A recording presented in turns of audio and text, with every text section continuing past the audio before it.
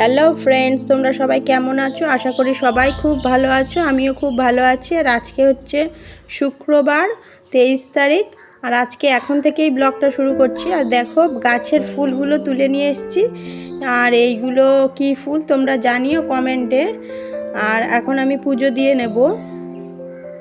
আর এখন দেখো এই ফুলগুলো তুলে নিয়ে এসেছি। অনেকটা পদ্ম ফুলের মতন দেখাচ্ছে, কিন্তু ফুলটা তোমাদের আগের দিন দেখিয়েছি, নামও বলেছিলাম, কিন্তু তোমরা যদি জেনে থাকো কমেন্টে জানিও।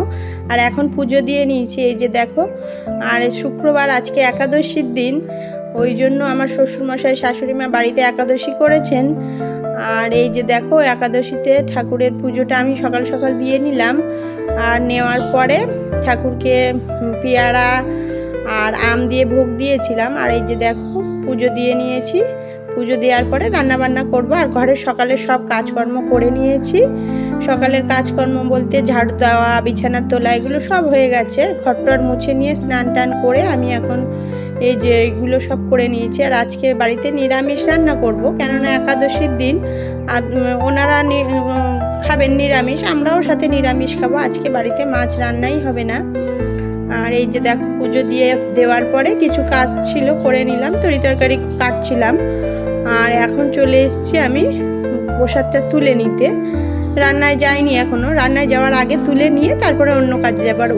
ওই প্লেটটা যেটা, ওটা পুজোর থালাটা তুললাম না, কেননা ওতে একটু পিঁপড়ে লেগেছিল, আম দেওয়া ছিল তো ওই জন্য পিঁপড়ে এসেছিলো। ওইটা লাস্টে তুলবো, একটু নাড়িয়ে রেখে দিলাম।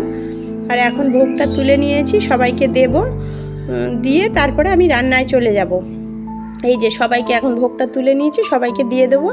আর এই যে দেখো রান্না করছি, আলুর তরকারি করব শাশুড়ি মায়ের জন্য, শ্বশুরমশাইয়ের জন্য। এই যে বাদাম দিয়ে নিরামিষ আলুর তরকারিটা করব। আর আমাদের জন্য আজকে ভেন্ডি আলু ভাজবো, পটল ভাজা, বেগুন ভাজা, টক আর ডাল হবে।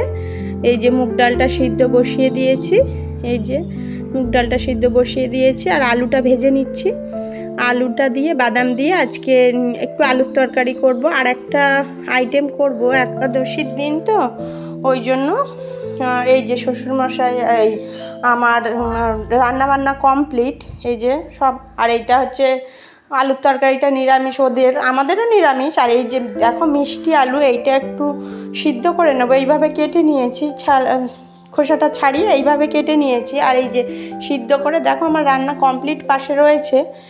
আর এই যে এখন আমি এইটা ঘষে নিচ্ছি, গ্রেট করে নিচ্ছি। এটা গ্রেট করে নিয়ে এটা মিষ্টি দিয়ে আর দুধ দিয়ে ঘিটি দিয়ে জাল দিয়ে একটা পায়েস টাইপের করে দেবো ওনাদেরকে। সবসময় তরকারি খাওয়া ভালো লাগে না, আর একাদশী তো সেরকম কিছু খাওয়াও যায় না। আর এই যে দেখো পায়েসটা রান্না হয়ে গেছে, আলু দিয়ে একটু ক্ষীর টাইপের করে দিয়েছিলাম ওনাদেরকে। আর এখন আমি রান্নাবান্না কমপ্লিট করে খাবার দিয়ে দিচ্ছি, সবাইকে চলে যাব। আর দেখো এই যে এই হাতটা দেখো তো, চিনতে পারো নাকি? আমি হাজব্যান্ডের ভাত দিতে গেছিলাম, ভাত সবাইকে দেওয়ার পরে হাজব্যান্ডের ভাত দিতে গেছিলাম। আর উপরে আমি এখন বাড়ি চলে এসেছি, দেখছি বৃষ্টি হচ্ছে। আর আমার ছোট মেয়ে সোনু, সে হচ্ছে এই যে উপরের শ্যাডো জানলা খুলে বাইরে বৃষ্টিতে ভিজছে মানে কি, হাতটা বৃষ্টিতে বাড়িয়ে দিয়ে ভিজাচ্ছে। আর ভালোই বৃষ্টি হচ্ছে। এখন দুপুরবেলা প্রায় 3টে সাড়ে 3টে বাজে। আমি উপরে ভাত নিয়ে আসলাম খাবো বলে, সবাইকে ভাতটা দিয়ে গেছিলাম, হাজব্যান্ডের ভাত দিয়ে এলাম। আর এখন এলাম নিজে খাবো বলে।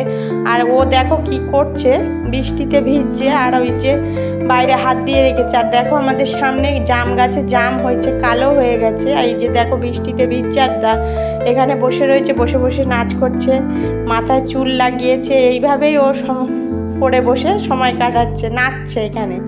তাহলে বন্ধুরা ভিডিওটি যদি ভালো লেগে থাকে লাইক কমেন্ট শেয়ার করবেন, সাবস্ক্রাইব করবেন। আর এই যে দেখো মাথায় চুল লাগিয়েছে, আমি যে স্টোলটা গায়ে নিই সেইটাই ও মাথায় লাগিয়েছে ক্লিপ দিয়ে ও বসে রয়েছে এইখানে। আর এখানে নাচ করছে। তাহলে টাটা বন্ধুরা, ততক্ষণের জন্য কালকে ফিরে আসছি নতুন একটা ব্লগের সাথে। টাটা।